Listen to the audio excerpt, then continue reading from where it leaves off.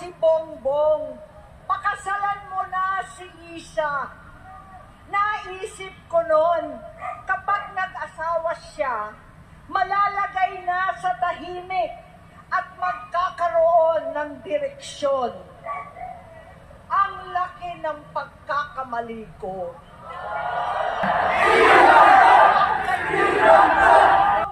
Pagkalulong sa droga.